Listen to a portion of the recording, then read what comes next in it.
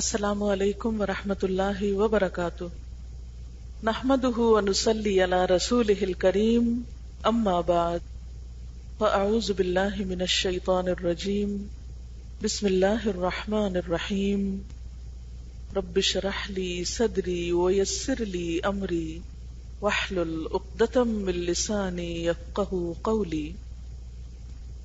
جو انسان بھی اس دنیا میں آتا ہے، جب وہ عقل اور شعور کی عمر کو پہنچتا ہے تو ایک سوال اس کے ذہن میں ضرور امٹتا ہے، اور وہ یہ کہ میں کون ہوں، کہاں سے آیا ہوں، کیوں آیا ہوں، اور مجھے کہاں جانا ہے، اور یہ کہ مجھے اس دنیا میں کیا کرنا ہے۔ یہ وہ سوالات ہیں جو عام طور پر ہر ذی شعور انسان کے ذہن میں اٹھتے ہیں، اور ہر شخص اپنے طور پر ان سوالوں کا جواب جاننا چاہتا ہے۔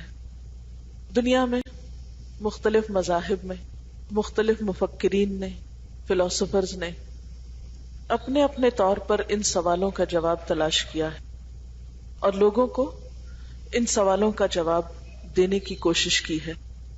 لیکن بات یہ ہے کہ وہ جواب تو انسانوں کے تھے، انسانوں کے لیے، لیکن ہمیں یہ دیکھنا ہے کہ کیا یہ جواب جو انسانوں نے انسانوں کے لیے دیے وہ انسانوں کے لیے کافی ہیں، یا اس سے آگے بھی کچھ اور جاننے کی ضرورت ہے۔ تو بات یہ ہے کہ ان سوالوں کے صحیح جواب ہمیں وہی دے سکتا ہے جس نے ہمیں پیدا کیا، جس نے ہمیں بنایا۔ پہلی بات تو یہ ہے کہ کوئی بھی چیز خود سے خود نہیں بنا کرتی۔ ایک چھوٹا سا پھول، ایک پتی خود سے نہیں بن سکتی۔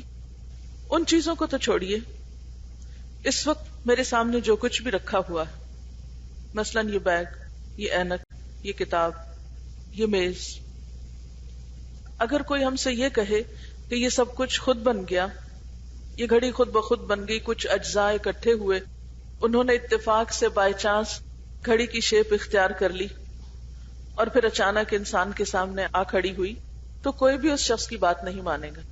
ایسا کہنے والے کی بات کی کوئی اہمیت نہ ہوگی۔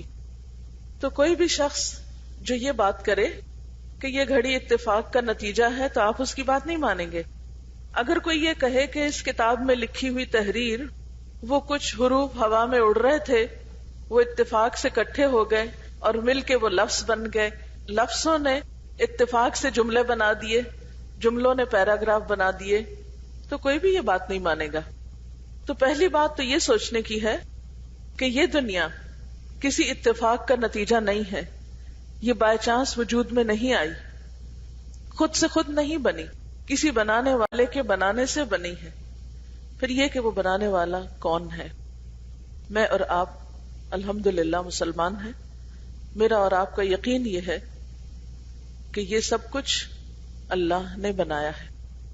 اگر ہم اس بات پر اتفاق کر لیں کہ یہ اللہ تعالیٰ نے بنایا ہے، تو پھر ہمیں یہ بھی ماننا ہوگا کہ وہی اس کا مالک بھی ہے۔ جب خالق وہ ہے تو مالک وہ ہے۔ مثال کے طور پر جب ایک سائنٹسٹ یا ایک مؤلف ایک کتاب لکھتا ہے تو وہ کتاب اسی کے نام منسوب ہوتی، اس کے کاپی رائٹس اسی کے نام پر جاتے ہیں۔ ایک سائنٹسٹ جب کوئی ایجاد کرتا ہے کسی چیز کی تو وہ چیز اسی کے نام سے منسوب کی جاتی، اسی کو کریڈٹ دیا جاتا ہے۔ اسی طرح آپ اگر کوئی چیز اپنی بناتی ہیں تو آپ ہی اس کو اون کرتی ہیں۔ ایک بچہ جو ایک ماں کے وجود سے جنم لیتا ہے تو وہ ماں کا بچہ کہلاتا ہے۔ یہ نہیں ہو سکتا کہ پیدا تو ماں کرے اور اسے منسوب کسی اور کی طرف کیا جائے۔ ایسا کرنا ظلم ہوگا، زیادتی ہوگا، اس ماں کے ساتھ بھی اور بچے کے ساتھ بھی۔ یہی چیز اگر آپ اس کائنات کے بارے میں سوچیں کہ یہ کائنات اور یہ دنیا بنائی تو اللہ نے، خالق تو وہ، اور ہم اسے منسوب کر دیں کسی اور کے نام یا کسی اتفاق کا نتیجہ کہیں، تو یہ دونوں ہی نظریات غلط ہوں گے۔ ہم مانتے ہیں کہ یہ سب اللہ نے بنایا ہے، تو ہمیں یہ بھی ماننا ہوگا کہ پھر ان سب چیزوں کا مالک وہ ہے۔ جب کوئی کسی چیز کا مالک ہوتا ہے تو پھر اس کو حق بھی پہنچتا ہے کہ اسے جیسے چاہے استعمال کرے، جس کو چاہے دے، جس کے لیے چاہے رکھے، جس سے چاہے روک دے، کیونکہ یہ دنیا اللہ نے بنائی ہے، وہ اس کا خالق ہے، اور مالک ہے، اس لیے وہ یہ حق رکھتا ہے کہ اس دنیا کا انتظام اس کی مرضی کے مطابق چلے. اور ہم دیکھتے ہیں کہ باقی دنیا میں جیسے سورج ہے، چاند ہے، ستارے ہیں، ان چیزوں کو اللہ تعالیٰ نے اپنی مرضی نہیں دی، یہ سب اللہ کی مرضی کے مطابق چل رہے ہیں. سورج اور چاند کا ٹائم ٹیبل میں نے اور آپ نے نہیں بنایا، اللہ نے بنایا. اسی کی مرضی سے سورج طلوع ہوتا ہے، اسی کی مرضی سے غروب ہوتا ہے. اسی طرح دن اور رات کا یہ نظام اسی کی مرضی سے ہے. دن اور رات کی تبدیلی میری اور آپ کی مرضی سے نہیں ہوتی. وہ جب چاہتا ہے بادل لاتا ہے، جب چاہتا ہے بارش برساتا ہے، جب چاہتا ہے نہیں برساتا. لیمو کے اندر ذائقہ اس نے ڈالا ہے کہ یہ کھٹا ہو، آپ اس کو تبدیل نہیں کر سکتے.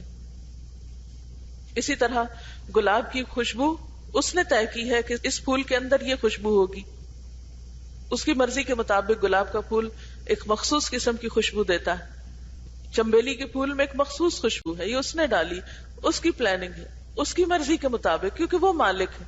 اور چھوٹی سے چھوٹی چیز سے لے کر بڑی سے بڑی چیز، مثلا آگ میں آپ دیکھیں جلنے کی صلاحیت کس نے ڈالی؟ اسی نے ڈالی. یہ سب کچھ کیوں اس طرح ہو رہا ہے؟ اس لیے کہ یہ سب اپنے خالق اور اپنے مالک کی مرضی کے مطابق چل رہے ہیں. سورج، چاند، ستارے سب کے سب اپنے خالق کی مرضی کے تابع ہیں اور اس کے حکم کے مطابق چل رہے ہیں. ان چیزوں میں کسی دوسرے کا کوئی حکم نہیں چلتا. ہاں، انسان ایک ایسی مخلوق ہے کہ جس کو اللہ تعالیٰ نے ارادہ اور اختیار دیا ہے، تھوڑی مرضی دی ہے، باقی چیزوں کو نہیں دی. سورج کو اپنی مرضی کا کوئی حق نہیں دیا کہ کسی دن وہ 1 منٹ کی تاخیر سے طلوع ہو، یا جب چاہے غروب ہو جائے، جب چاہے روشن ہو جائے، جب چاہے ہماری لائٹ کی طرح آف کر دے، بلیک آؤٹ کر دے. وہ ایسا نہیں کر سکتا، اس کو اختیار ہی نہیں دیا گیا، اس کو اپنی مرضی کا حق ہی نہیں دیا گیا. تمام چیزوں کے بارے میں خالق نے پوری کی پوری مرضی اپنے ہاتھ میں رکھی اور اس کو ایگزیکیوٹ کر رہا ہے. ہاں، انسان کو اللہ تعالیٰ نے وقتی طور پر کچھ عرصے کے لیے جتنی کسی انسان کی زندگی ہوتی ہے، مثلاً اگر کسی کی زندگی 10 سال ہے تو 10 سال کے لیے اس کو کچھ اپنی مرضی کا اختیار دیا گیا. کسی کی اگر 20 سال ہے یا 30 سال ہے تو اس انسان کی مرضی 20-30 سال کے لیے اس کو ملتی، اس کے بعد وہ اپنی مرضی نہیں کر سکتا. اور اس میں بھی آپ دیکھیے کہ ہماری مرضی اتنی محدود ہے، اتنی لمیٹڈ ہے کہ دنیا میں آنے کے لیے بھی ہم سے نہیں پوچھا گیا تھا. آپ میں سے کوئی نہیں کہہ سکتا کہ میں اپنی چوائس سے اس دنیا میں آئی ہوں اور میں نے اپنی ڈیٹ آف برتھ اپنی مرضی کے ساتھ فکس کی ہے. نہیں، یہ سب کچھ اللہ تعالیٰ کی پلاننگ تھی. آپ کو کن ماں باپ کے گھر پیدا ہونا ہے، آپ کی شکل و صورت کیا ہو، آپ کا رنگ کیسا ہو، آپ کی مادری زبان کون سی ہو، یہ سب چیزیں اللہ تعالیٰ نے اپنی مرضی سے طے کی. ہاں، جب آپ دنیا میں آ گئے تو آپ کو کچھ عرصے کے لیے اپنی مرضی کرنے کا اختیار دے دیا گیا، لیکن وہ بھی ایک محدود پیمانے پر. اور اس کا مقصد کیا بتایا گیا؟ کیوں یہ اختیار دیا گیا؟ کیوں یہ آزادی دی گئی؟ تاکہ یہ دیکھا جائے کہ انسان کرتا کیا ہے. انسان اپنی گڈ ول کے ساتھ، انسان اپنی چوائس کے ساتھ، انسان اپنی مرضی کے ساتھ رب کی بات مانتا ہے یا نہیں مانتا. تو آپ دیکھیے کہ میں پھر وہیں چلوں گی کہ ہم سب کو اللہ تعالیٰ نے بیکار نہیں پیدا کیا، با مقصد بنایا ہے. آپ کے ہاتھ میں اس وقت کیا ہے؟ کسی کے پاس قرآن پاک ہے، کسی کے پاس رجسٹر ہے، کتاب آپ کے آگے ہے، قلم آپ کے ہاتھ میں ہے، اور آپ سب لباس پہنے ہوئے ہیں. کہاں بیٹھے ہوئے ہیں؟ ایک کمرے میں بیٹھے ہوئے ہیں، ٹھیک ہے نا؟ ان میں سے کون سی چیز خود بنی ہے؟ قلم، کتاب، یہ کمرہ؟ ہے کوئی چیز جو خود بنی ہو؟ ان چیزوں کا بنانے والا ہے نا کوئی؟ کچھ چیزیں وہ ہوتی ہیں جو ہم روٹین میں دیکھتے ہیں، اور کچھ چیزیں وہ ہوتی ہیں جو ہم کبھی کبھی دیکھتے ہیں یا نئی ہوتی ہیں. اور انسان کی عادت یہ ہے کہ جو چیزیں روٹین میں دیکھتے ہیں ان کی کوئی قدر نہیں ہوتی. جیسے اتنا بڑا آسمان روز دیکھتے ہیں، بس آسمان ہے نا، سورج، چاند، ستارے روز نکلتے ہیں، بس ٹھیک ہے. ان کو دیکھ کر ہمیں کبھی حیرت نہیں ہوئی. لیکن کچھ چیزیں ایسی ہوتی ہیں کہ جو ہمیں ان یوزول لگتی ہیں، نئی لگتی ہیں، تو ہم تھوڑی دیر کے لیے ان کی طرف متوجہ ہو جاتے ہیں. اور ہر شخص اپنی پسند کی چیز کی طرف متوجہ ہوتا ہے. جو چیز اس کو اٹریکٹ کرتی ہے وہ سب کو چھوڑ کے اس کو دیکھنے لگتا ہے. جب کوئی نئی چیز سامنے آتی ہے تو ہم کیا پوچھتے ہیں؟ یہ کیا ہے؟ یہ کیا چیز تھی؟ اس کا نام کیا ہے؟ اس کو بنایا کس نے ہے؟ کہاں کی بنی ہوئی؟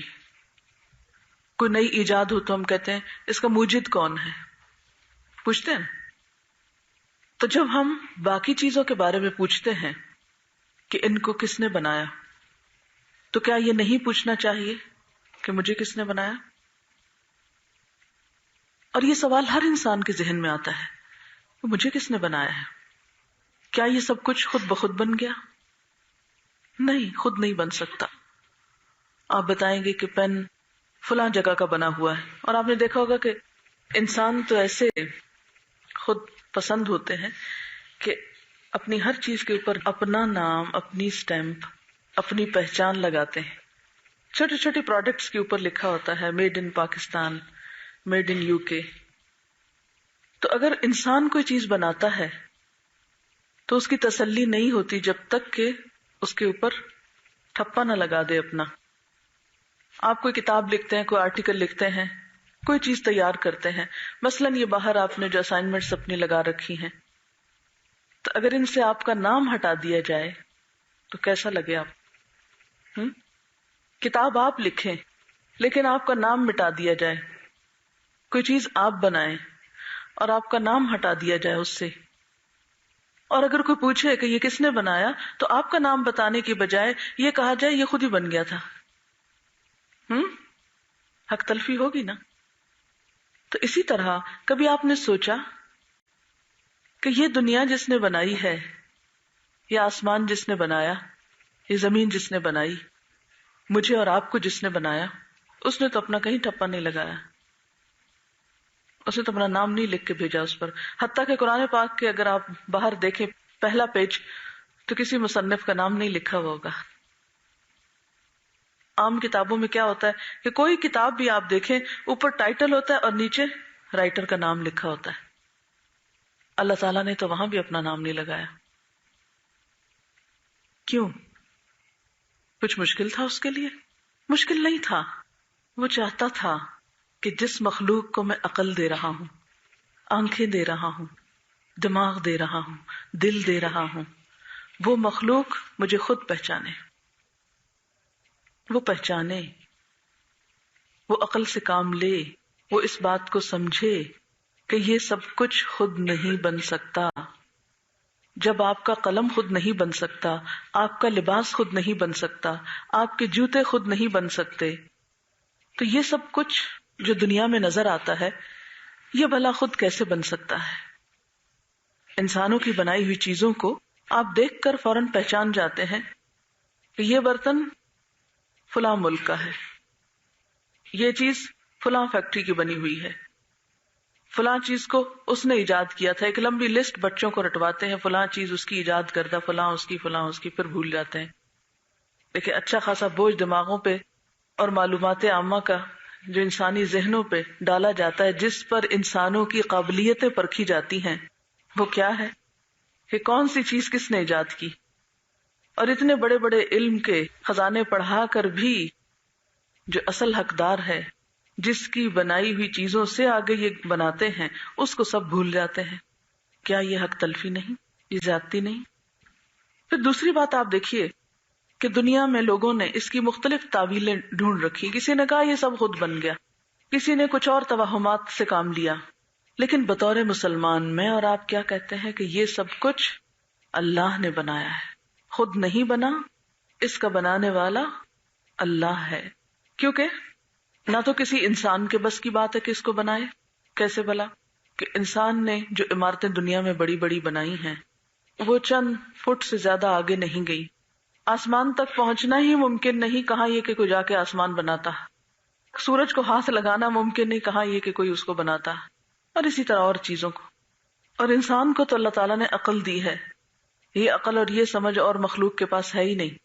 اگر آپ کہیں کہ جنات نے بنایا تو جنات بھی نہیں بنا سکتے، فرشتوں نے بنایا تو وہ تو اپنی مرضی کر ہی نہیں سکتے، ان کے اپنے اختیارات ہی کوئی نہیں. اللہ تعالیٰ نے فرشتوں کو انسان کے آگے، جنوں کو انسان کے آگے سجدہ کروایا تھا، جو اس بات کی علامت ہے کہ انسان کا درجہ ان دونوں مخلوقات سے بڑا ہے. اب اگلا سوال یہ ہے کہ آپ کے ہاتھ کا قلم کیوں بنا؟ آپ کا لباس کیوں بنایا گیا؟ آپ نے کپڑا کیوں خریدا؟ آپ نے کپڑا کیوں سلوایا؟ آپ کے پاس کتاب کیوں ہے؟ یہ کتاب کیوں لکھی گئی؟ یہ کمرہ کیوں تعمیر کیا گیا؟ ہر چیز کا کوئی نہ کوئی مقصد ہوتا ہے نا. آپ کے پاس اس کا جواب ہے. قلم لکھنے کے لیے ہے، کتاب پڑھنے کے لیے ہے، کمرہ بیٹھنے کے لیے ہے نا. تو اگر قلم کے وجود کا مقصد ہے، کتاب کے وجود کا مقصد ہے، کمرے کے وجود کا مقصد ہے، تو پھر انسان کے وجود کا کوئی مقصد نہیں. یہ قلم، کاغذ اور یہ سب چیزیں اللہ تعالیٰ قرآن پاک میں بتاتے ہیں کہ میں نے انسان کے لیے بنائی ہے. خلق لکم ما فی الارض جمیعا، اس نے تمہارے لیے بنایا جو کچھ زمین میں ہے سارے کا سارا. یہ انسان کے لیے، یہ درخت تمہارے لیے، یہ پہاڑ تمہارے لیے، یہ دریا تمہارے لیے، یہ سورج تمہارے لیے، یہ چاند تمہارے لیے، سب کچھ تمہارے لیے. یہ سب کچھ بیکار اور بے مقصد نہیں. قرآن پاک میں اللہ تعالیٰ فرماتے ہیں ما خلقنا السماوات والارض وما بینہما لاعبین، ہم نے آسمانوں اور زمین کو اور جو کچھ ان دونوں کے درمیان ہے کھیل تماشے کے طور پر نہیں بنایا. ما خلقناہما الا بالحق، ہم نے ان دونوں کو حق کے ساتھ پیدا کیا ہے. وَأَجَلٍ مُّسَمًّى، اور ایک خاص وقت تک کے لیے پیدا کیا ہے. تو گویا ہر چیز کی زندگی کا ایک مقصد ہے اور ایک خاص وقت تک کے لیے بنائی گئی ہے. پھر انسان کے بارے میں بھی اللہ تعالیٰ فرماتے ہیں أَفَحَسِبْتُمْ أَنَّمَا خَلَقْنَاكُمْ عَبَثًا وَأَنَّكُمْ إِلَيْنَا لَا تُرْجَعُونَ، کیا بھلا تم سمجھتے ہو کہ ہم نے تم کو ایسے ہی بیکار بنا دیا اور تم کو ہماری طرف واپس لوٹ کر نہیں آنا، یا تم لوٹائے نہیں جاؤ گے، تمہیں واپس نہیں لایا جائے گا. تو گویا نہ یہ تمام چیزیں بیکار ہیں، ان کو تو اللہ تعالیٰ نے ہماری خدمت کے لیے بنایا، ہماری ضروریات پوری کرنے کے لیے، ہمارے فائدے کے لیے، ہماری سروس کے لیے، اور پھر ہمیں بھی کسی کام کے لیے. یہ کیسے ہو سکتا ہے کہ وہ سب چیزیں جو ہمارے لیے بنائی گئی ہوں ان کی زندگی میں تو ایک مقصد ہو، اور جس کے لیے یہ سب کچھ بنایا گیا ان کی زندگی کا کوئی مقصد ہی نہ ہو. مثلا ایک پودا جب اگتا ہے تو آپ نے دیکھا ہوگا اس کو پانی بھی دیتے ہیں، سورج بھی اس کی مدد کرتا ہے، ہوا، زمین، مٹی، کھاد، سب کچھ. کس لیے؟ تاکہ وہ کیا کرے؟ پھل دے، ہے نا. اگر وہ پھل نہ دے تو آپ اس کی کیئر کریں گے؟ کبھی آپ رستے پہ جاتی ہوئی جھاڑیوں جھنکاریوں کی آپ نے کیئر کی؟ نہیں کرتے نا. کس کی کیئر کرتے ہیں؟ کس درخت کی آپ کیئر کرتے ہیں؟ کس پودے کی کیئر کرتے ہیں؟ کس جانور کی کیئر کی جاتی ہے؟ جو دودھ دے، جو فائدہ دے. اسی طرح آپ کو سب کچھ کھانے کو ملے، آپ کو فری میں آکسیجن ملے، آپ کو پانی ملے، آپ کو عقل ملے، آپ کو دیکھنے کی قوت ملے، آپ کو سننے کی قوت ملے، اور پھر آپ کسی بھی کام کے نہ ہو. تو یہ سب کچھ کس لیے ملے؟ کہ بس چونکہ مل گیا اس لیے استعمال کر لو. آپ نے دیکھا ہوگا کہ اکثر کسان جو بھینسیں وغیرہ دودھ نہیں دیتی یا بوڑھی ہو جاتی ہیں تو پھر کیا کرتے ہیں؟ ان کو بیچ ڈالتے ہیں. اور کس کے ہاتھ بیچ ڈالتے ہیں؟ جی ہاں، کسائی کے ہاتھ بیچ ڈالتے ہیں، تاکہ وہ ان کو ذبح کر کے کام ختم کرے اور آخری فائدہ ان سے اٹھا لیا جائے. اللہ تعالیٰ قرآن پاک میں فرماتے ہیں اَيَحْسَبُ الْإِنسَانُ أَن يُتْرَكَ سُدًى، کیا انسان سمجھتا ہے کہ اس کو یوں ہی بیکار چھوڑ دیا جائے گا، پوچھا نہ جائے گا، بیکار پیدا کیا گیا، بیکار چھوڑ دیا جائے گا، واپس نہ لایا جائے گا؟ تو پھر ہوگا کیا؟ کیوں بنائے گئے ہم؟ کیا ہے ہمارا انجام؟ کہاں جانا ہے ہم کو؟ کیا ہوگا ہمارے ساتھ؟ یہ سب کچھ ہمارے ذہن میں آتا ہے کیونکہ اللہ نے ہم کو عقل دی ہے. لیکن بات یہ ہے کہ ہم اس کو استعمال نہیں کرتے. جب بھی آپ کے ذہن میں یہ سوال آتا ہے اللہ نے مجھے کیوں بنایا، تو آپ کیا کرتے ہیں اس کے جواب میں؟ اتنی کیا سوچنے کی ضرورت ہے، بنایا ہوگا بس بنا دیا. مجھے عقل کیوں دی، مجھے سمجھ کیوں دی، بس دے دی. کبھی ایسا تو نہیں کہتے نا. لیکن عملی رویہ ہمارا یہی ہے کہ ہم کہتے ہیں ہاں بس مل گئی جو چیز ملنی تھی، اب اور کیا سوچنا. اچھا پھر آپ یہ بتائیے کہ جب بھی کوئی چیز بنائی جاتی ہے تو کون یہ بتاتا ہے کہ یہ کس کام کے لیے بنائی گئی ہے؟ بنانے والا. اسی طرح اللہ تعالی ہمارا خالق ہے، وہی حق رکھتا ہے کہ ہم کو بتائے کہ ہم کیوں بنائے گئے، ہماری آنکھیں، کان، دل، دماغ کیوں بنایا گیا. مثلا آپ دیکھتے ہیں کہ کوئی بھی مشین ہے تو اس کے ساتھ کیا ہوتا ہے، ایک لیفلیٹ ہوتا ہے، ایک بکلیٹ ہوتی ہے، گائیڈ بک ہوتی ہے جس میں سب لکھا ہوتا ہے کہ یہ مشین اس کام کے لیے ہے اور اس طرح کام کرے گی، ساتھ اس کی گارنٹی ہوتی ہے. تو بالکل اسی طرح اللہ تعالیٰ نے ہمیں بتایا کہ ہمیں کیوں پیدا کیا گیا ہے، ہمیں کیا کرنا ہے، ہم کہاں سے آئے ہیں، ہمیں کہاں جانا ہے. یہ سب کچھ اس نے ہمیں بتایا ہے. جیسے ایک مشین کے کام کو بتایا جاتا ہے، کہاں بتایا جاتا ہے؟ بکلٹ میں. اسی طرح ہم کہاں سے آئے، کیوں آئے، کیا کرنا ہے ہم کو، واپس کہاں جانا ہے، یہ سب کچھ ہمیں بتایا گیا ہے. لیکن کہاں؟ ایک کتاب میں. تو بات یہ ہے کہ ہم میں سے ہر شخص جو عقل رکھتا ہے اسے ضرور سوچنا ہوتا ہے کہ ہمیں کیوں بنایا گیا ہے، یا وہ ضرور سوچتا ہے کہ ہمیں کیوں بنایا گیا، ہمیں کیا کرنا ہے، ہم کہاں سے آئے ہیں، ہمیں واپس کہاں جانا ہے. اور یہ سب کچھ ہمیں اس کتاب میں بتایا گیا جو ہمارے ساتھ بھیجی گئی انسان کے اس دنیا میں آنے کے بعد. اب دیکھیے کہ ہم اللہ تعالیٰ سے براہ راست بات چیت تو نہیں کر سکتے کہ روز اس سے فون کر کے پوچھیں کہ اچھا پھر ہمیں کیا کرنا چاہیے، ہم کیوں آئے اس دنیا میں. کسی بھی مشین کا بنانے والا گھر گھر جا کے بتاتا ہے لوگوں ادھر آؤ میں تم کو بتاؤں یہ مشین کیسے کام کرتی ہے. بتایا اس نے کبھی؟ بس لکھ کے بھیج دیتا ہے، سمجھو اس کو. اگر کسی بھی مشین کی بکلیٹ سمجھ میں نہیں آتی تو ہم کیا کرتے ہیں؟ پھر کسی سے پوچھتے ہیں کہ اچھا یہ بتاؤ یہ کیا لکھا ہوا ہے. اگر زبان سمجھ میں نہ آئے تو بھی پوچھتے ہیں، اگر کوئی ٹرم سمجھ میں نہ آئے تو پوچھتے ہیں. کبھی ہم نے یہ نہیں کیا کہ اچھا کتاب نہیں سمجھ آتی تو رکھ دو اس مشین کو ایک طرف، بس سجا دو کہیں اس کو. تو اسی طرح ہمارے لیے کیا حکم ہے کہ ہمیں اپنے آپ کو کہیں سجا کے نہیں رکھ دینا، بیکار نہیں چھوڑ دینا، بلکہ اس کتاب میں سے پڑھ کر سمجھنا ہے کہ ہم کیوں آئے ہیں اس دنیا میں اور ہم کو کیا کرنا ہے. اگر کوئی شخص مشین تو ایک کمپنی کی خریدے اور کتاب کسی دوسری کمپنی کی لے، پھر کیا ہوتا ہے؟ مشین صحیح چلے گی؟ نہیں چلتی. حتیٰ کہ اگر ایک ہی کمپنی کا ماڈل بھی بدل جائے تو مسئلہ ہو جاتا ہے. اسی طرح بنایا تو ہم کو اللہ نے، اور ہم پوچھیں لوگوں سے بتائیے کامیاب زندگی کے اصول کیا ہیں. کبھی کتابیں پڑھیں کسی کی اور کبھی پڑھیں کسی اور کی. کیا عملی زندگی میں ہم ایسے ہی رویے کا شکار نہیں؟ ہر شخص کی زندگی میں ایک خواہش ہوتی ہے، ایک تمنا ہوتی ہے کہ وہ کامیاب زندگی بسر کرے، جو اس کو صلاحیتیں اور قوتیں ملی ہیں ان کا وہ بہترین استعمال کرے اور ایک کامیاب انسان بن جائے. لیکن بہت سے لوگ کوشش کے باوجود کامیاب نہیں ہوتے. کیوں نہیں ہوتے؟ اس لیے کہ کسی بھی کام کو کرنے کا وہ صحیح طریقہ استعمال نہیں کرتے اور اپنی صلاحیتوں کو ضائع کر دیتے ہیں. ویسے کوئی بھی ریسورسز اگر آپ کے پاس ہوں اور ان کو آپ ضائع کرنا شروع کر دیں، اصل جگہ پر نہ لگائیں، تو کیا ہوگا؟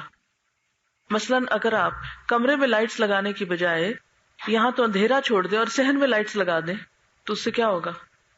آپ کی نگاہیں خراب ہوں گی اور باہر وہ ضائع ہوگی لائٹ، بجلی کا بل بھی زیادہ آئے گا. بالکل اسی طرح ہم نے اپنی زندگی کو کیا کر رکھا ہے، یہ نہیں دیکھتے، یہ نہیں سوچتے کہ ہماری صلاحیتیں ہیں کیا، ہم کیا کر سکتے ہیں، کس کام میں اس کو لگانا چاہیے، کیسے لگانا چاہیے. بس اندھا دھند چل رہے ہیں، جیسے سب لوگ کر رہے ہیں ہم بھی کر رہے ہیں. اپنی عقل استعمال نہیں کرتے، اللہ تعالیٰ کی دی ہوئی ہدایت کو استعمال نہیں کرتے. تو یہ کیسے ہو سکتا ہے کہ ہمیں اس دنیا میں بھیجا گیا، عقل سمجھ دی گئی، چلنے کی قوت، دیکھنے بولنے سننے کی قوت، بہت سے کام کرنے کی قوت ہمیں دی گئی، قوتیں بے شمار دی گئی، اور پھر اس کے بعد ہمیں کہا جائے کہ بس ایسے ہی جاؤ گھوم پھر کے دنیا میں کھاؤ پیو مزے کرو اور واپس آ جاؤ. نہیں، اس لیے تو نہیں بھیجا کیا، صرف کھیلنے کودنے کو تو نہیں بھیجا کیا. اللہ سبحانہ وتعالیٰ فرماتے ہیں افحسبتم انما خلقناکم عبثا وانکم الینا لا ترجعون، کیا تم سمجھتے ہو کہ ہم نے تمہیں یوں ہی بیکار پیدا کر دیا اور یہ کہ تم ہماری طرف واپس نہیں لوٹائے جاؤ گے؟ تمہیں بھیجا گیا ہے، تمہیں واپس نہیں آنا. ایک گیند کو یا بال کو آپ دیوار پہ مارتے ہیں، پھینکتے ہیں تو پلٹ کے واپس آپ کی طرف آتا ہے. یہ کیسے ہو سکتا ہے کہ اللہ تعالیٰ انسان کو دنیا میں بھیجے اور پلٹ کے اسے واپس نہ جانا؟ واپس جانا ہے، لازمی طور پہ جانا ہے، اور جا کر ہمیں حساب دینا ہے. قرآن پاک میں اللہ تعالیٰ فرماتے ہیں اَيَحْسَبُ الْإِنسَانُ أَن يُتْرَكَ سُدًى، کیا انسان سمجھتا ہے کہ یوں ہی بیکار چھوڑ دیا جائے گا، اس سے پوچھا نہ جائے گا، اس سے حساب نہیں لیا جائے گا؟ نہیں، لیا جائے گا، پوچھا جائے گا. تو یاد رکھیے کہ پہلی بات تو یہ کہ ہم بیکار نہیں آئے، نہ یہ کائنات بیکار ہے، نہ انسان بیکار ہے. ہم سب ہمیشہ کے لیے بھی یہاں نہیں آئے، ہماری واپسی بھی ہے، اور واپسی پہ پھر پوچھا بھی جائے گا. کیا پوچھا جائے گا؟ کس چیز کا حساب ہوگا؟ تو چلیے اللہ تعالیٰ کی کتاب میں سے دیکھتے ہیں کہ وہ ہم سے کیا چاہتا ہے. اللہ تعالیٰ فرماتے ہیں ما خلقت الجن والانس الا لیعبدون، میں نے جن و انس کو اپنی عبادت کے لیے پیدا کیا ہے. اللہ تعالیٰ نے زمین میں انسان کو کیا بنا کر بھیجا تھا؟ انی جاعل فی الارض خلیفہ. اسی طرح سورۃ الملک میں آتا ہے تبارک الذی بیدہ الملک وہو علی کل شیء قدیر الذی خلق الموت والحیاۃ لیبلوکم ایکم احسن عملا. بہت بابرکت ہے وہ جس کے ہاتھ میں ساری کائنات کی بادشاہت ہے اور وہ ہر چیز پر قدرت رکھنے والا ہے. وہ جس نے موت اور زندگی کو پیدا کیا تاکہ وہ تم کو آزما کر دیکھے کہ تم میں سب سے اچھے کام کرنے والا کون ہے. تو گویا موت اور زندگی دے کر ہماری آزمائش ہو رہی ہے. کس بات کی آزمائش؟ کہ ہم میں کون کیسے کام کر رہا ہے، کون کتنے اچھے کام کرتا ہے. اب یہ احسن عمل کیا ہوتے ہیں؟ اچھی کوکنگ، اچھی سوئنگ، اچھی ڈیکوریشن. کیا آپ ان کو یا محض ان کاموں کے جاننے کو، یا ہماری عام روزمرہ زندگی میں جو ہماری خواتین کرتی ہیں کہ جو بھی ان کے گھریلو ذمہ داریاں ان کو بہت اچھی طرح کر کے وہ خوش ہو جاتی ہیں کہ ہم بہت ماہر ہیں، بہت قابل ہیں. ایک خاندان میں کون سی بہو کی تعریف زیادہ ہوتی، کس کو اچھا سمجھا جاتا ہے، کون ہر دل عزیز ہوتا ہے؟ جو کس چیز میں اچھا ہو، کھانے اچھے پکا سکتا ہو. ہر جگہ اور ہر علاقے کے معیار مختلف ہیں، ہر شخص کے نزدیک اچھائی کا معیار مختلف ہے، ہر شخص کی پسند مختلف ہے. تو ہمیں یہ نہیں دیکھنا کہ انسانوں کا معیار کیا ہے اور انسانوں کی پسند کیا ہے، ہمیں پھر یہ دیکھنا ہوگا کہ جس نے ہمیں بنایا اس کی پسند کیا ہے، وہ کس کو احسن عمل کہتا ہے، اس کے نزدیک اچھا کیا ہے. پھر عمل کی ڈیفینیشن کیا ہے؟ عمل کس کو کہتے ہیں؟ کام کو. کام میں کیا کچھ شامل ہے؟ کام کی ابتدا کہاں سے ہوتی ہے؟ ارادے سے، خیال سے، سوچ سے، نیت سے. تو جتنی اچھی نیت ہو اتنا اچھا عمل ہوتا ہے. اور پھر عمل میں صرف ایکشنز نہیں، انٹر-ایکشن بھی اور گفتگو بھی، بول بھی. تو گویا انسان کی سوچ، انسان کا بول، انسان کا عمل، یہ سب کچھ کیا ہے؟ اس کا عمل ہے. اس کا چلنا پھرنا، اٹھنا بیٹھنا، گھومنا، سونا جاگنا، یہ سب کچھ کیا ہے؟ عمل ہے. ہمارے بارے میں اللہ تعالیٰ دیکھ یہ رہے ہیں کہ ہم میں سے عمل کس کے اچھے ہیں. ایکم احسن عملا. اور احسن عمل وہ احسن ہے جسے ہمارے پیدا کرنے والے نے اچھا کہا ہے. اس نے اچھے عمل کے کیا معیار بتائے؟ اس کے نزدیک اچھا کیا ہے؟ اس کی 2 شرائط اس نے بتائی. نمبر 1 یہ کہ نیت اچھی ہو، انما الاعمال بالنیات. اور نمبر 2 یہ ہے کہ وہ حضور صلی اللہ علیہ وسلم کے بتائے ہوئے طریقے کے مطابق ہو. لقد کان لکم فی رسول اللہ اسوۃ حسنہ.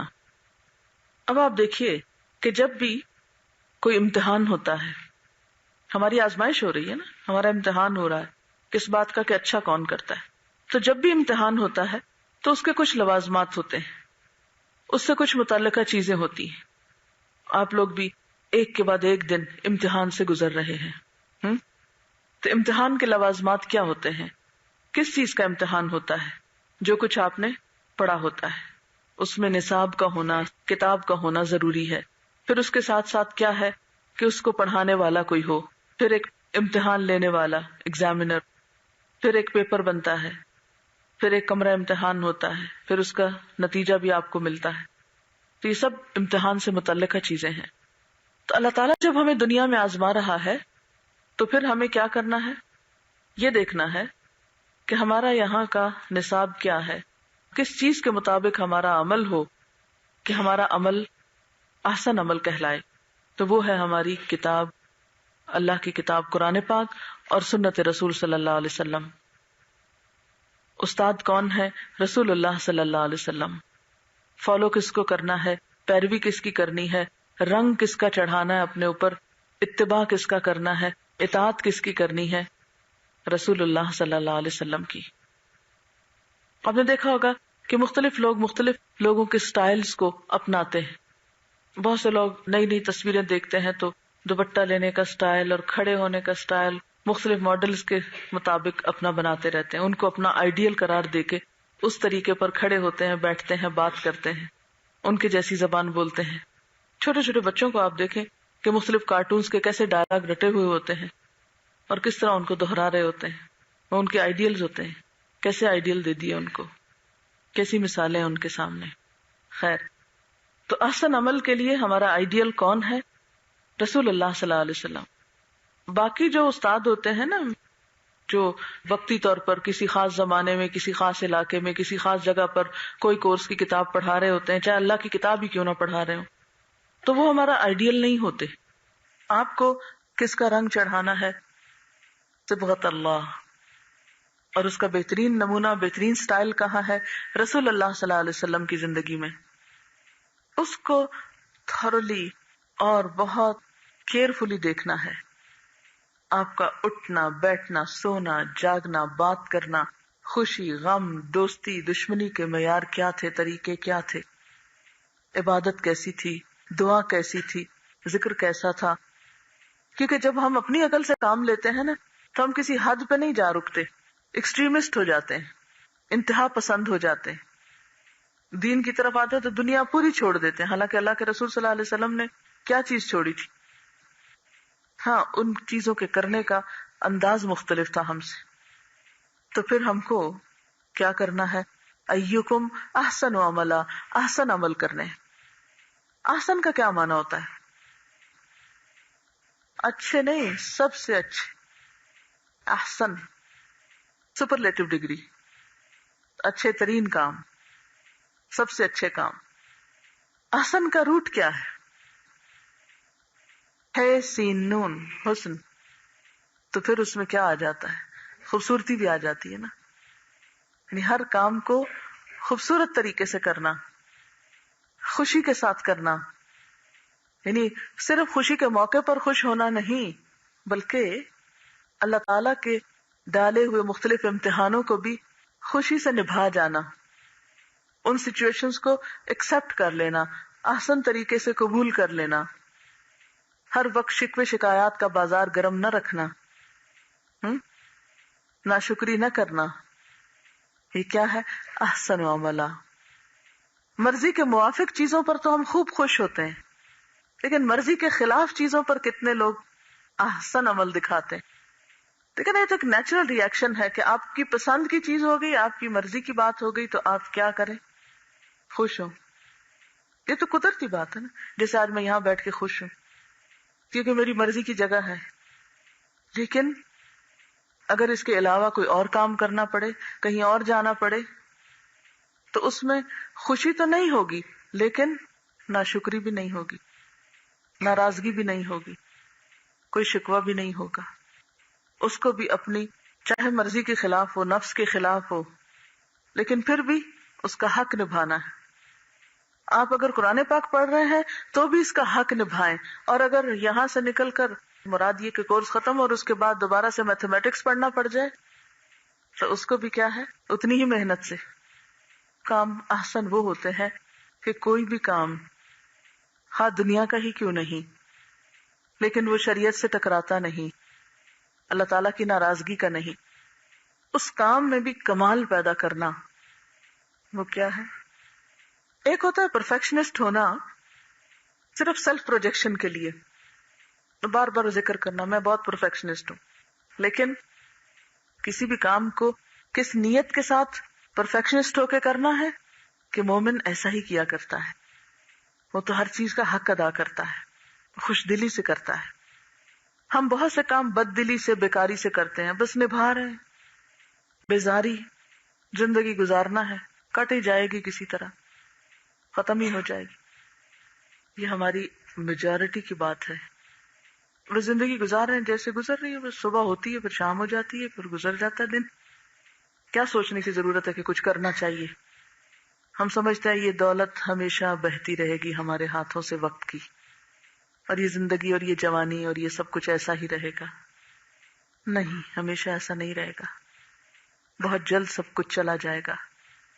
تو ہم اس کو مفید، کارآمد، بامقصد کاموں میں استعمال کیوں نہیں کر لیتے؟ تو احسن عمل میں نمبر 1 سوچ میں حسن ہونا چاہیے، بدگمانی سے پرہیز کرنا چاہیے، نیگیٹو تھنکنگ سے پرہیز کرنا چاہیے. گفتگو میں حسن کیا؟ قولوا للناس حسنا، قول میں بھی حسن، خوبصورتی. آپ صلی اللہ علیہ وسلم جب کسی سے گفتگو کرتے تھے تو دوسرے کا دل خوش ہو جاتا تھا. ہم میں سے کتنے لوگ دوسرے کا دل خوش کرنا جانتے ہیں؟ کبھی ہم نے کوشش کی کہ ہم کسی کا دل خوش کر دیں؟ سوچا ہی نہیں کبھی. ضرورت ہی کیا ہے اس کی؟ کوئی بھی اچھا کام کرتے ہیں تو ہم کیا چاہتے ہیں؟ جلدی سے کوئی تعریف کر دے اور پھر ہم خود ہی خوش ہو جائیں. تو احسن سوچ، خوبصورت سوچ، میری نیت سب سے اچھی ہو، اس میں اخلاص ہو. میری گفتگو سب سے اچھی ہو. مقابلہ کرتے رہتے ہیں نا آپ، نمبروں میں نہ کیا کریں. کس میں کیا کریں؟ عمل تو بہت بڑا لفظ بول دیتے ہیں آپ. نیت میں مقابلہ کیا کریں کہ میری نیت دوسروں سے سب سے زیادہ اچھی ہو اور اپنے رب کے لیے ہو، وہ خوش ہو جائے مجھ سے. پھر مقابلہ کیا کریں اچھی گفتگو میں کہ میرے بولنے کا انداز کیا ہے، لوگوں کے ساتھ معاملہ کرنے کا انداز کیا ہے. اور پھر صرف اس وقت اچھی بول اور اچھا گفتگو نہیں کہ جب کوئی آپ کی پسند کا شخص آپ کے سامنے آئے، اس وقت بھی اچھا بن کے دکھانا جب کوئی انتہائی ناپسندیدہ چیز سامنے ہو. ٹھیک ہے، انسان ہے، نہیں بہت سی چیزیں برداشت ہوتی، مگر پھر آپ صلی اللہ علیہ وسلم تو ایسے ہی اچھے تھے کہ آپ سے زیادہ مسکرانے والا کوئی نہیں تھا. ہر حال میں اللہ کا شکر ادا کرتے، کثرت سے استغفار کرتے. کبھی کوئی بڑے سے بڑا کام کر کے بھی آپ نے کبھی تکبر نہیں کیا، کوئی ڈینگیں نہیں ماری، کوئی بڑی بڑی باتیں نہیں کی. اور احسن عمل میں سب سے اچھا عمل یعنی ایکشنز میں، افعال میں، اپنی نماز کو دیکھیں، قرآن پاک پڑھنے کو دیکھیں. کیا میں احسن طریقے سے پڑھتی ہوں کہ بس پڑھ لیتی ہوں جیسے پڑھتے ہیں؟ تو کبھی ہم نے ان چیزوں میں کبھی مقابلے کیے؟ مثلا اگر ہم صفائی کر رہے ہیں تو کبھی ہم نے سوچا کہ جو حصہ میں صاف کر رہی ہوں وہ سب سے اچھا ہو؟ کبھی سوچا ہم نے جس جگہ پر میں بیٹھی ہوں یہ بالکل صحیح ترتیب کے ساتھ ہو، میری کاپی بہت اچھی لگتی ہو، میری کتاب بالکل صاف ستھری ہو، اس کے ورق کے مڑے تڑے نہ ہوں، میرا بیگ سب سے زیادہ صاف ستھرا ویل آرگنائزڈ ہو، میرا کمرہ جہاں میں رہتی ہوں، میرا بستر، میرے کپڑے. کبھی ان چیزوں میں بھی صفائی ستھرائی اور احسن کا خیال رکھا؟ ہم احسن کو کیا سمجھتے ہیں؟ سب سے قیمتی ہو، اس میں ضرور مقابلہ کریں گے. بہت سے لوگوں کو آپ نے دیکھا ہوگا کہ ان کے گھروں میں بہت قیمتی فرنیچر ہوتا ہے لیکن اس کی صفائی کا خیال کسی کو نہیں ہوتا. تو کیا صرف قیمتی چیز لگانے سے ہی آسان ہو جاتا ہے کچھ، یا اس کو مینٹین کرنے سے، ان کو صاف ستھرا رکھنے سے؟ کبھی آپ نے توجہ دی کہ میری لکھائی بہت اچھی ہو؟ کتنی چیزوں میں ہم، اور کریٹو اور کارآمد چیزوں میں ہم اچھا بننے کی کوشش کرتے ہیں. ہم اگر اچھا بننے کی کوشش کرتے بھی ہیں تو گنی چنی چند ایک چیزیں ہیں. مثلاً ہم تو اچھا سننے والے بھی نہیں، اچھی طرح رسپانس بھی نہیں کرتے، مسکراہٹ کے جواب میں بھی ہم اسٹیئر کرتے ہیں. یہی چھوٹے چھوٹے رویے ہوتے ہیں جو ہماری ایک پرسنالٹی بناتے ہیں، اور یہی سب کچھ لکھا جاتا ہے. ایکم احسن عملا.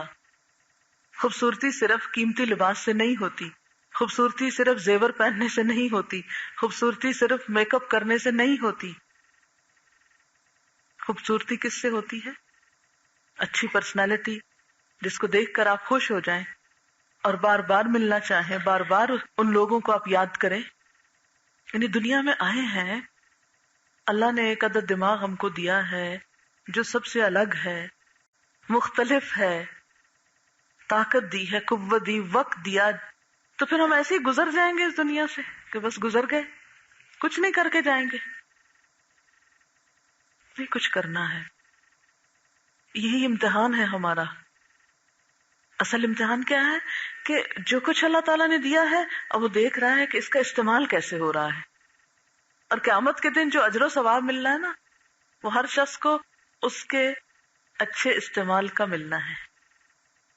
مثلا ہم سب کے پاس ایک نعمت ہو سکتا ہے برابر کی ہو، دن کے 24 گھنٹے، یہ سب کو اللہ تعالیٰ روزانہ برابر کی تقسیم کرتے ہیں. اب ان 24 گھنٹوں کو کون کس طرح استعمال کرتا ہے، یہ اس کا امتحان ہے. ہم کو اللہ تعالیٰ نے ایک مخصوص دماغی قوت دی ہے، تو اس میں کیا ہے، جتنی جتنی جس کو ملی اب وہ اس کو کس طرح استعمال کرتا ہے.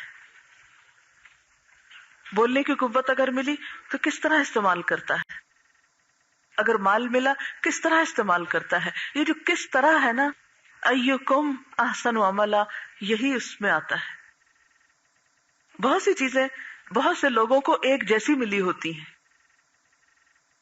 کل میں ایک سڑک کے پاس سے گزر رہی تھی تو اس میں ایک جیسے درخت لگے ہوئے تھے نا، ایک قسم کے، یعنی ایک نسل کے. تو وہاں گاڑی رکی تو میں نے ایک ایک درخت کو غور سے دیکھنا شروع کیا جو پاس پاس تھے. میں سوچ رہی تھی کہ ان سب کو ایک دن میں یا ایک وقت میں اگایا گیا، ان کو ایک جیسا پانی ملا، ان کو ایک جیسی ہوا اور روشنی ملی، لیکن ہر ایک کا روپ مختلف ہے، ہر ایک کی شکل مختلف ہے، ہر ایک کا سٹائل مختلف ہے. اگرچہ ایک ہی مالی نے اس کی کاٹ چھانٹ بھی کی ہوگی، لیکن کوئی نیچے سے اٹھا تو 2 حصوں میں چلا گیا، کوئی 3 میں، کوئی 4 میں بھی. ہر ایک کی شاخیں ڈفرنٹ تھی. تو میں سوچ رہی تھی کہ یہی ہم انسانوں کا حال ہوتا ہے. پھر آپ لوگوں کا مجھے خیال ہے کہ جیسے ایک کلاس ہے، ایک انوائرمنٹ ہے، ایک ہی چیز پڑھائی جا رہی ہے، لیکن ہر کوئی مختلف نکلے گا. ہر ایک کی نیت مختلف ہے یہاں آنے کی، اور وہ اپنی نیتوں کے اختلاف کے ساتھ اجر سمیٹے گا. پھر ہر ایک کی کوشش مختلف ہے، وہ اپنی کوششوں کے مختلف ہونے کے مطابق اپنا اجر سمیٹے گا. پھر یہاں سے نکلنے کے بعد اب بھی اور بعد میں بھی اس علم کو کہاں کہاں کس کس طریقے سے استعمال کرتے ہیں، اس کے لیے کیا کیا منصوبے بناتے ہیں، وہ بھی سب مختلف ہوگا، اور اس میں بھی اجر مختلف ہوگا. اور قیامت کے دن جب ہم اللہ تعالیٰ کے پاس جائیں گے تو کسی کے آگے ڈھیر لگا ہوگا اور کوئی فقیر ہوگا. اپرچونٹی سب کو برابر کی ملی، لیکن کسی نے اس سے فائدہ اٹھایا اور کسی نے ان کو ضائع کر دیا. اور عموماً ضائع کرنے کے اسباب کیا ہوتے ہیں؟ سستی، بے دلی، بے توجہی، ادھر ادھر کی چیزیں جو انسان کو ڈسٹریکٹ کرتی ہیں، ان کی رو میں بہہ جانا وغیرہ وغیرہ. جیسے آپ تیل انڈیل رہے ہوتے ہیں نا بسا اوقات کسی برتن میں یا بوتل کے اندر تیل ڈال رہے ہوتے ہیں، تو کچھ لوگ اس طرح ڈالتے ہیں کہ ایک قطرہ بھی ضائع نہیں جانے دیتے، اور کچھ لوگ ضرور سپل کرتے ہیں، ضرور گراتے ہیں. تو بالکل اسی طرح کچھ لوگ اس طرح اپنا وقت استعمال کر رہے ہیں کہ ایک قطرہ بھی نہیں جانے دے رہے، اور کچھ لوگ وہ دولت بہاتے چلے جا رہے ہیں. اور نیچے گرا ہوا تیل کس کام آتا ہے؟ کسی کو بھی نہیں آتا نا. اگر آپ اپنا وقت استعمال نہیں کرتے تو اس سے آپ نے بھی فائدہ نہیں اٹھایا اور کوئی اور بھی نہیں اٹھا سکتا، کسی اور کے کام کا بھی نہیں وہ. لیکن جب آپ اپنا وقت آسان طریقے سے استعمال کرتے ہیں تو بسا اوقات اس سے بے شمار لوگ فائدہ اٹھاتے ہیں. مثلا اس وقت میں بیٹھی ہوں، میں اپنا وقت استعمال کر رہی ہوں. آپ مجھے کچھ بھی نہیں کہہ سکتے تھے اگر میں آ کر اوپر اپنی رضائی میں گھس کے سو جاتی، کیونکہ رات بہت کام تھا تو میں دیر سے سوئی اور صبح آنا تھا جلدی، تو میں جلدی جلدی اٹھی اور میں نے کہا کہ نہیں، کلاس نہ چلی جائے، مجھے کلاس لینی ہے. یہ کسی بھی کام میں استعمال ہو سکتا تھا نا، آرام میں ہو سکتا تھا، کسی اور میں. تو آرام تو بعد میں بھی ہو جائے گا نا، پھر رات آ جائے گی، پھر آرام کر لیں گے. لیکن رات کو آپ تو نہیں ہوں گے نا یہاں. تو ہر وقت میں انسان کو ایک ڈیسیژن لینا پڑتا ہے نا کہ اس وقت میں سب سے اچھا کام کون سا کر سکتی ہوں. اپنی پرائرٹیز بھی دیکھا کرے، کون سے کام کی ضرورت زیادہ ہے، کون سا کام کتنا بہتر طریقے سے ہو سکتا ہے. اور اس طرح آپ دیکھیں گے کہ زندگی بہت خوبصورت ہو جائے گی، خود بھی انجوائے کریں گے اور اپنے اس وقت سے بے پناہ لوگوں کو فائدہ پہنچائیں گے. اب مثلا میں اپنا وقت استعمال کر رہی ہوں، میرے اس استعمال سے آپ سب کو بھی فائدہ پہنچ رہا ہے. تو خیر الناس من ينفع الناس، سب سے اچھا انسان وہ ہوتا ہے جو لوگوں کو فائدہ پہنچاتا ہے.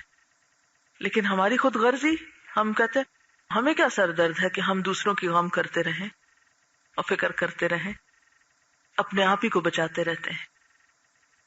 ٹھیک ہے، اپنے جسم کا بھی حق ہے، اپنی ذات کا بھی حق ہے، لیکن ہر وقت اس کو نمبر 1 ہی کیوں رکھتے ہیں؟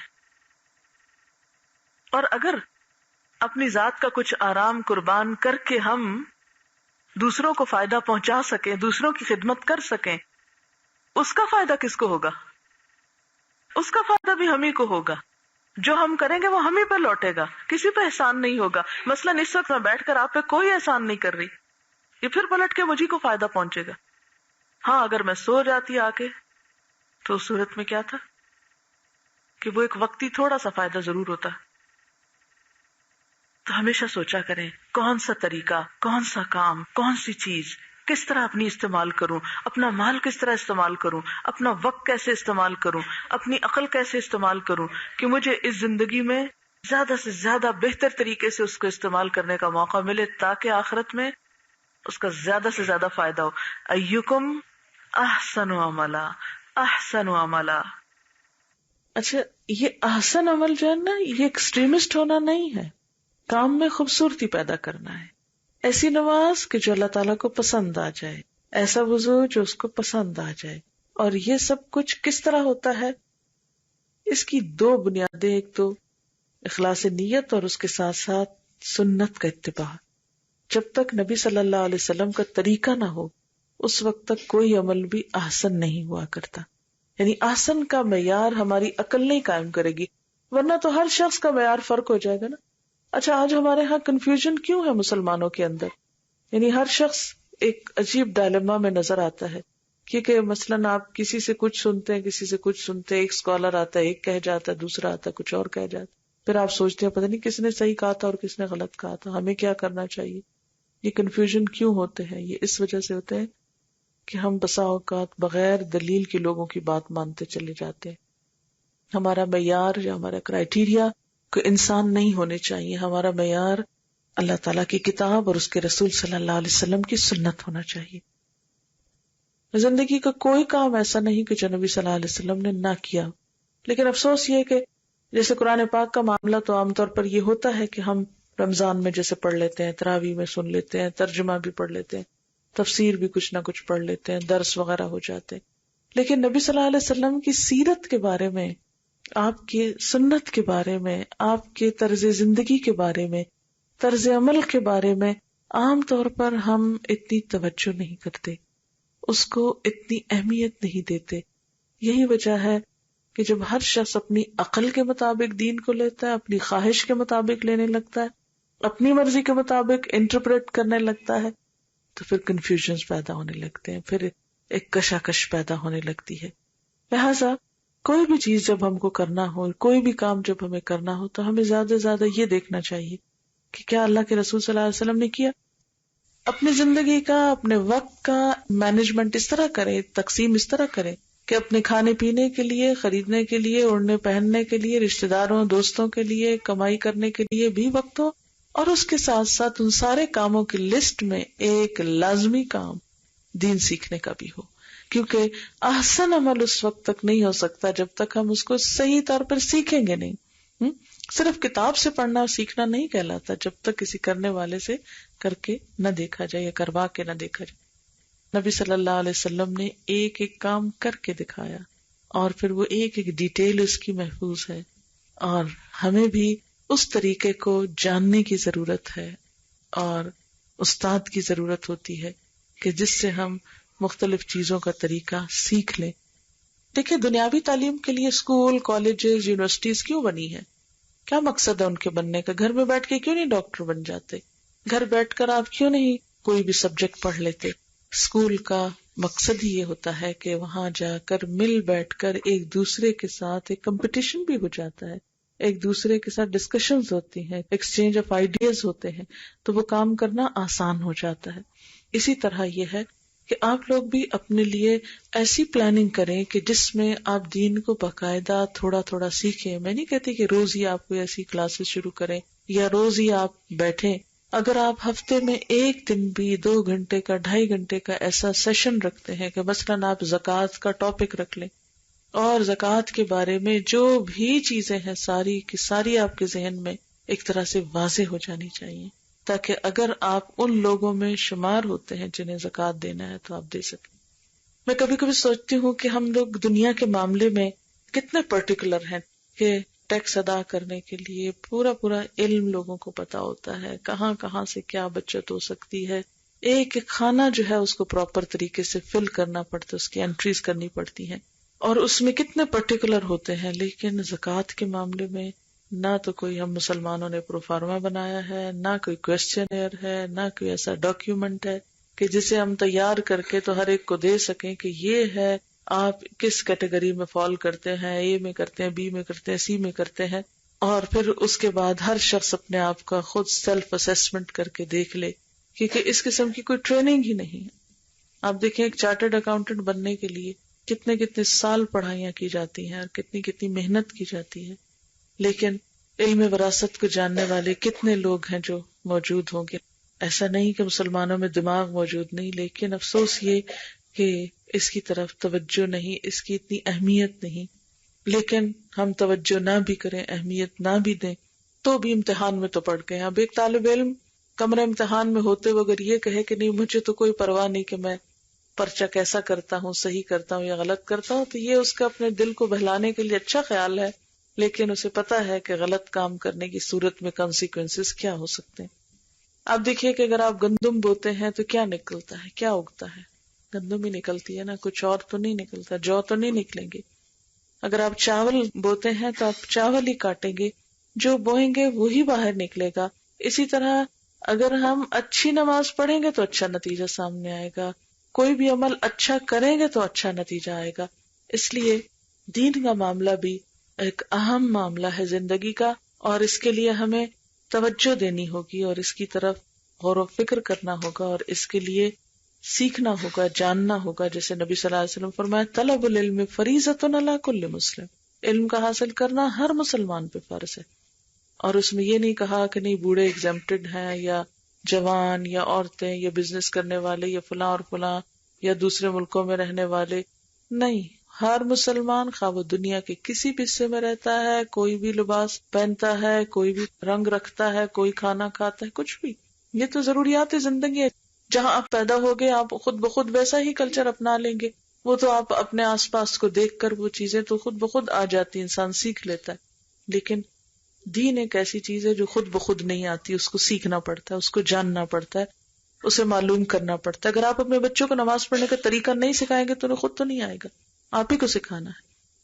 اس لیے احسن عمل کرنے کے لیے ہمیں عمل کرنا سیکھنا ہے، ہمیں اس کو جاننا ہے۔ ٹھیک ہے، میں نہیں کہتی کہ ہر شخص علامہ بنے، ہر شخص عالم یا عالمہ بنے تو تبھی وہ دین پہ عمل کر سکتے، نہیں، جس چیز کی ضرورت پڑتی جائے وہ چیز سیکھتے رہے۔ مثال کے طور پر آپ بچے کی شادی کرنے لگے تو شادی سے پہلے بتائیں اس کو کہ اگر وہ لڑکا ہے کہ اس کی بیوی کے حقوق کیا ہیں، اگر وہ لڑکی ہے تو اس کے شوہر کے حقوق کیا ہیں، سسرال والوں کے حقوق کیا ہیں۔ اسی طرح اگر آپ ماں بننے والے ہیں تو آپ کو پتا ہونا چاہیے کہ ماں کی ذمہ داریاں کیا ہیں. اگر آپ بچے ہیں تو آپ کو پتا ہونا چاہیے کہ آپ کے والدین کے حقوق کیا ہیں. اگر آپ کے ہمسائے ہیں تو آپ کو پتا ہونا چاہیے کہ ہمسایوں کے ساتھ کیا کرنا ہے، وغیرہ وغیرہ. یعنی جو ضرورت پڑتی جائے ویسا ویسا انسان سیکھتا چلا جائے. اور اسی لیے کہتے ہیں نا کہ علم حاصل کرو پنگھوڑے سے لے کر قبر تک، ہے نا. ہمارے دین کا تو اصول یہی ہے نا کہ اس کے لیے کوئی ایج لمٹ نہیں ہے کہ جی ہم تو اب بوڑھے ہو گئے اب ہم کیا سیکھیں گے. چھوٹے ہوتے سے لے کر آخر تک، یعنی جس دن ہمارا دنیا سے آخری دن ہے اس دن تک ہمیں کچھ نہ کچھ سیکھتے رہنا. ہو سکتا ہے ابھی کچھ رہ گیا ہو.